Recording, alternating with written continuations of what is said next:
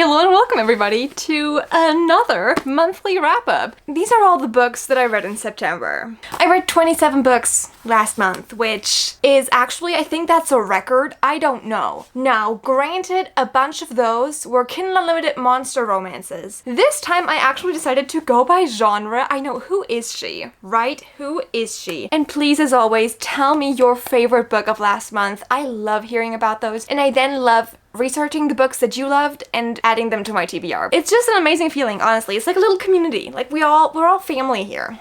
All right, let's do this. Let's start with the romance books. All right, the first one is Cross the Line by Simone Soltani. I think that's how you pronounce it. Again, if I make any mistakes pronouncing the titles or the authors or the names of the characters, I'm sorry. This is a Formula One romance. Honestly, it was fun. I'm not a Formula One girly, all right? I have absolutely no idea how that works. I have no idea if this is accurate or not. All I know is that I had a good time reading the book, and that's what counts the most. So, he has a terrible image and she works in social media marketing. He is her brother's best friend. She's been kind of in love with him ever since they were kids. It was honestly fun. There's a lot of critique on racism, obviously. You should always critique racism. Nobody thinks racism is cool. It's not. So this book is fun and I liked it. It was a little spicy, not too much. I generally had a good time. All I wrote down in my reading journal was fun romance. That's it. 2 words. Fun romance. Formula One romance? Fun. I would say fun. Next up, I read a book that was highly anticipated on my list. I read this in a reading blog, so if you want to check it out, it's up here. It's linked as always. This is Daydream by Hannah Grace. Now, I went into this thinking this would probably be my favorite book by Hannah Grace. It's another ice hockey romance. It's cute, sure. Was it extraordinary? No, it was not extraordinary. There are, in my opinion, life-changing romance books, and this wasn't one of them. I was thinking that I would enjoy this most because if you don't know, this is the 3rd book in the Icebreaker series. So it's Icebreaker, Wildfire, and then Daydream, but Wildfire is still my favorite. However, if you didn't enjoy Icebreaker, you will probably enjoy Daydream. It's a lot tamer on the spice side, not saying that there isn't any because there definitely is. It's just not as public as Icebreaker is. It's a little slow burnier. It's classic friends to lovers and like tutoring and stuff. It was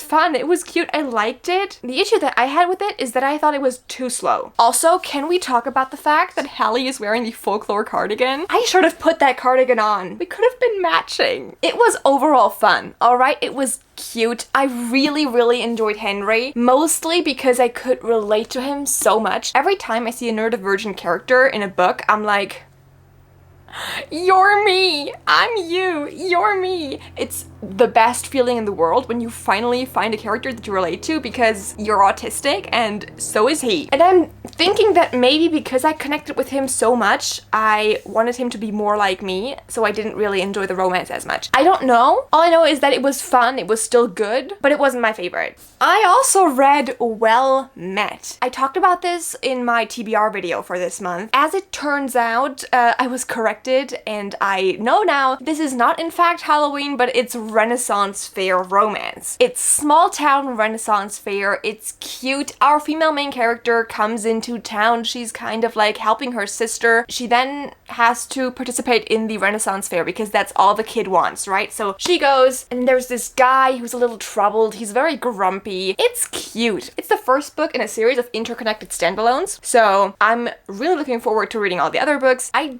enjoyed it thoroughly. It was fun. The next book was also highly anticipated of me. This is Wild Eyes, alright? Such a good book. Again, Elsie Silver, she just knows how to write a good romance. This is not my favorite book by her, but it's very hard to like get to the point where all my favorite Elsie Silver books are. But it's somewhere in the middle and it was still incredible, so I really enjoyed it as well. So this is Skylar, and Skylar is a country singer, pop sensation, and she runs away from all her struggles to this small town, which is called Rose Hill, where in the first book, our male main character opened up his own record label, and she goes to this record label to like do her own thing. The first thing she does is film a grizzly bear, and then there's this guy who's like tackling her to the ground and being like, dude, that's a grizzly, you're not supposed to do that. Turns out that guy is a single dad of 2 kids, and she then has to live on his property because of course she's like, she wasn't expected to be there this early, and he has like an empty room. It's cute, it's adorable, it's obviously a romance. What more could you want, honestly? If you don't know, this entire series, the first book being Wild Love by Elsie Silver, is about single dads in Rose Hill, so that's very cute and very adorable, and I like this, and this was a good romance. The next romance book was also a small town one, and I read The Pumpkin Spice Cafe. This is screaming fall, like in case you can't tell by the cover. She is taking over her aunt's pumpkin spice cafe, and there's some weird stuff going on. One morning she like rips open the door because of a noise that she hears, and it's the local farmer who just wants to bring his pumpkins to her because that's what he does once a week. So the two of them are then kind of like stuck together by this meddling town to figure out what the noises are. It's adorable. It's a cute romance. Was it my favorite? No. Was it still a good romance? It was. If you're looking for something to read this fall, this is it. I mean, I've mentioned that before. It's cute, it's adorable, I had a good time, and so will you, probably. The next book was Priest. I feel like I need to explain to you guys why I picked this up. I don't have a reason. I started this and I was like, no, this is too much for me. But reading this was just, it was too much for me, okay? He's a priest, she's new in town. It's their romance, and it's the spiciest piece of literature I have read in a long, long while. Honestly, it was just not in my comfort zone anymore. I decided to read the ending of the book, and I didn't like the ending either, so that's cool. Overall, this just was so far out of my comfort zone that I could not finish the book. If you are looking for something that is very taboo romance and very, very spicy, this might be the book for you. It's just not the book for me. The next romance book I read was Hooked on You by Nikki Ash. I don't know what to say about this one, alright? I don't really have an opinion, which I would say it's more towards the negative than it is towards the neutral, but I would give it like maybe a 2 stars. I don't know, okay? I don't remember much about it. I had to look it up again. Maybe that tells you something about the book. Overall, this is a nanny, single mom, single dad romance. So he has a toddler, she has a kid, and she is then like his live-in nanny at some point. And he's kind of like falling for her, she's falling for him. It's cute. It's nothing extraordinary, but it's a romance, so I don't know what I was expecting. The next romance I read was Fall I Want. This is a very cringy play on words. Of course it is. It's a fall romance story. It was cute, but at the same time it was also weird. So we have this billionaire who visits this small town, and he just comes into her life, and she, weirdly enough, drops everything to be with him. It's kind of weird. I don't know what to make of this. It is a small town romance. It looks cute. It just wasn't my cup of tea.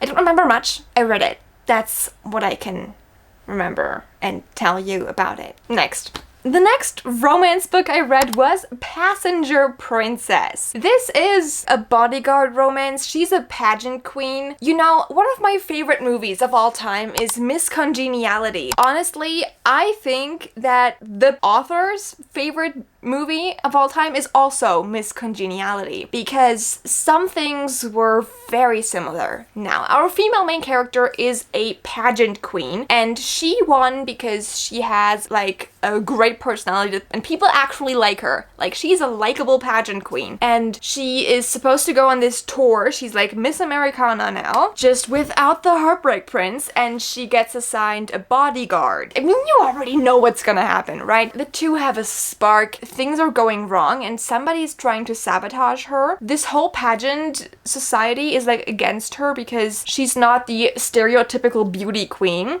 She wants to change things. She makes it her mission to support women-owned businesses. Like, who am I kidding? I really enjoy bodyguard romances. This was fun. It was cute. Very spicy if you like that. Overall, fun book. Alright, those were all the romances. Now, moving away from the romances, we're moving to fantasy. First fantasy romance book I read was The Spell Shop. We have our female main character, she's a librarian, but the library burns down, so she has to flee. She grabs a few spell books, takes them with her to her home island where nobody really remembers her because she moved away ages ago. So she's back in her parents' old house, building up a spell shop to help the people when magic is kind of forbidden in this country and she's not actually supposed to have this spell shop. It's cute, it's giving small town, it's actually kind of like cozy high fantasy. It's a similar vibe to Legends and Lattes, which was also like this high fantasy, but you don't really realize it's high fantasy. For example, I was reading and halfway through the book I realized her skin is actually blue, like that kind of fantasy. But it was adorable, it's cozy. She has this love interest who is on this island and he has mare horses. She has a spider plant as a sidekick. It's just a cute fantasy romance that I had a great time reading just because it gave me this cozy, warm, fuzzy feeling that I really enjoyed. This was one of my favorite books last month and it was very sweet. The next fantasy romance book I read was Wickedly Yours. The first book was Morbidly Yours, I think, if I remember correctly. And this is technically the second book with a second sister. The first book was really good, that I read that last month. And then I read the second book this month because it just came out. And this one, honestly, it wasn't really my thing. If I had to sum this up in one sentence, I would say this book is ACOTAR with a breeding kink. And I know that sounds weird, but that's exactly what it is. I didn't really enjoy the book as much. I thought it was very flat. Like the fantasy struggles and the like battles that you have in there, they weren't done very well, okay? They needed more practice, more revision. They were very flat, so I didn't really enjoy that as much. I liked the first book a lot more. That was much more fun. And then the last fantasy book that I read was Where the Dark Stands Still. To be fair, the fact that I say I read this book, it's a lie. I DNF'd this book. I didn't enjoy it. It wasn't my cup of tea. This is one of those books where vibes are more important than the plot, I think. It was just not my cup of tea. So we have our female main character who in the first chapter really quickly just runs into this forest. And it's supposed to be this changing moment in her life where she decides, okay, she wants to get rid of her magic because there's like this magical flower that can do that for you, right? But I feel like the book would have benefited a lot from her staying in her like home place a lot more, or from her already being in the forest. You didn't have a connection to her, and then they had introduced multiple characters at some point where I was just like, what's your purpose? Do you have a purpose? It was not my cup of tea. So overall, this is not my book. I didn't enjoy it, and I can't really tell you much of it because I just didn't like it. Let me talk about the last few physical books I read before I go on to all the monster romances I read, and talk about If We Were Villains, which is also my favorite book of the month. This was amazing. This was awesome. Again, this was also in that reading vlog that I linked for you. It was so much fun to read this book. Technically, it is a thriller, so we are following Oliver, our male main character, and he is just out of prison, right? He's been in prison for 10 years and he tells us his life story and the story of his friend group in college, because he was at like a drama school where they were focusing solely on Shakespeare. The way that this is written, honestly, it's a masterpiece. You are so immersed into this story and you just don't know how you got there. Like, I don't know Shakespeare much, okay? I read Romeo and Juliet, that's it. But somehow, while I was reading this, and in some way they were like reenacting some of the plays and they were like talking the dialogue to each other, the way that the emotion that the character is feeling is portrayed via them talking as a different character because they're playing a role as well. It's so good. And how sometimes the lines between their characters and the person is blurred. It's so good. This entire book is so worth it. It's such a great book and I can only encourage you all to read this. Please do. There is a small romance plot. The epilogue broke my heart into tiny little pieces. I still haven't healed. Okay? I still have not healed from the emotional damage that this book did to me. Please, if you take anything from what I just said, please let it be this book. Let it be this book, and please read it, because it's so good. And the last physical book is Five Survive by Holly Jackson. This is a thriller crime book about 6 friends who go on vacation together, alright? It's spring break, they're on their way to their vacation spot, and they're taking an RV because they're going for cheap, alright? So when these 6 teenagers, essentially, are like in this RV, the RV is like at some point it breaks down, alright? Nobody knows why, and suddenly there is a shooter outside and things are going down, and they know that one of them has a secret and they have to tell it, and then they have to die. And overall, the preface of the book is really, really cool. I just didn't think the execution was good. Alright, I had my struggles with it. I really wanted to love the book, especially because I loved A Good Girl's Guide to Murder, and this is also by Holly Jackson. It just wasn't as perfect as I thought it was. It was still good. Like, it wasn't really a surprise what was gonna happen. I kind of like knew what was gonna happen from the beginning. It was overall just okay. Do with that information as you will. I would still recommend this book to people if they want to read something, especially like something a little spooky for like maybe fall, maybe Halloween. This is fun. Talking about fun and having a fun time, let's talk about the bunch of monster romances that I read, because there were a lot. Putting that out there into the universe, I read 2 monster romance series, alright? The first series I read was Deal with the Demon by Katie Robert. This was fun. Okay, this is the first book, which is The Dragon's Bride. All of these were fun, good time books. They're not literary masterpieces, alright? And that's why I'm here. Sometimes I really need this. Honestly, I read 4 of these on like a train ride to my parents' house. It was so much fun. This series is all about humans who make a deal with a demon, and then they get distributed to different kings of the underworld, and each of them is like a different magical creature. So we have the first one, which is The Dragon's Bride, which is he's a dragon. The second one is The Kraken's Sacrifice, which he's obviously a kraken. You get the point of what I'm trying to like convey here. The third one is The Gargoyle's Captive, which was my favorite out of all of them. Like, I really had a great time reading this one. It was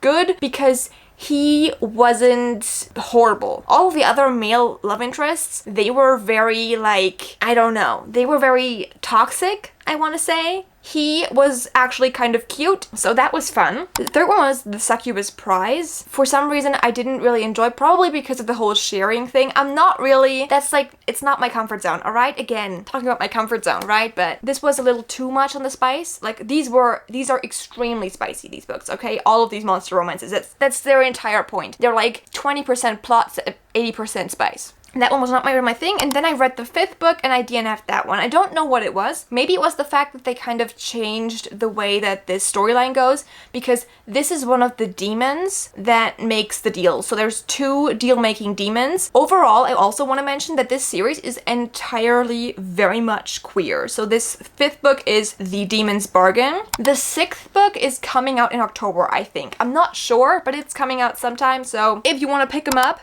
they're a fun time. Okay, I would recommend these if that is what you're looking for. Again, it's very important that this is exactly what you're looking for, because if not, then you're not going to enjoy them. The other series I read was the Monstrous Deals series. Now there's 7 books and like a novella in this series, so I read all of them. 4 of them in one day because I have issues. Again, these are relatively short books, so you can read multiple of them in a day and not be like burnt out. The preface of all of these books, I'm gonna put the first one on here, which is Deal with a Demon. That's the name of the first book. So all of these are women who are in financial struggles who then go to this monstrous deals company, and they offer like human escorts for monsters. So we have different monsters in each one of these again. Honestly, you have very, very lovable characters, and the characters actually reappear in each other's romances again. It's actually really, really sweet. I had a very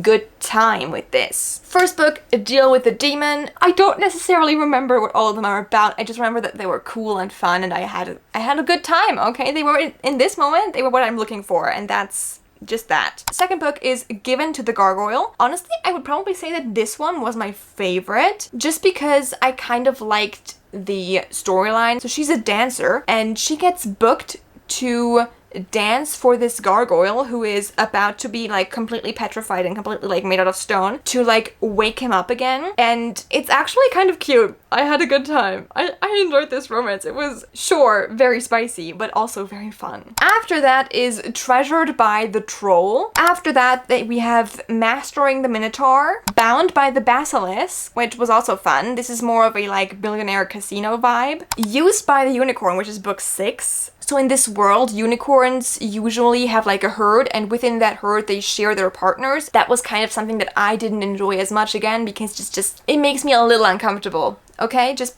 outside my comfort zone, which is fine. You're allowed to set yourself some boundaries. And then the 7th book is Worshipped by the Werewolf, which was also kind of cute because he was groveling the entire time, okay? He found his mate and he was just like, please come to me. Alright, and then we have the last book, which is the novella, which is Kept by the Kraken. This was short. Like, the other ones were short. This was even shorter. I think this took me like half an hour to read, just like to show you what kind of books they are. Very short, very quick. It's just a novella, but it's kind of like in this series as well because we have these monstrous deals going on again. It was fun, it was cute. I think that's all I have to say about them. Alright, and that was it, okay? That was everything I read this month.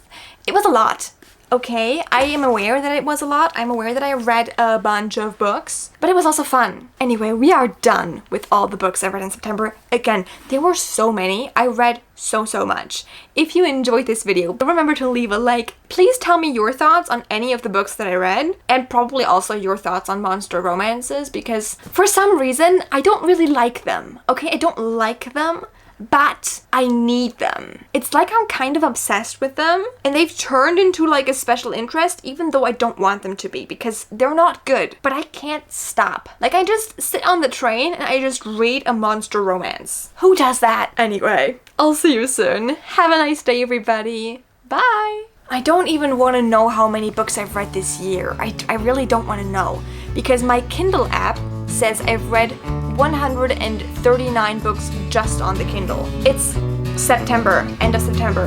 How did I do this? Why? How? I don't know. Oh, my knee hurts so much. Ouch. I think I'm just crazy. That's probably it. Anyway, bye!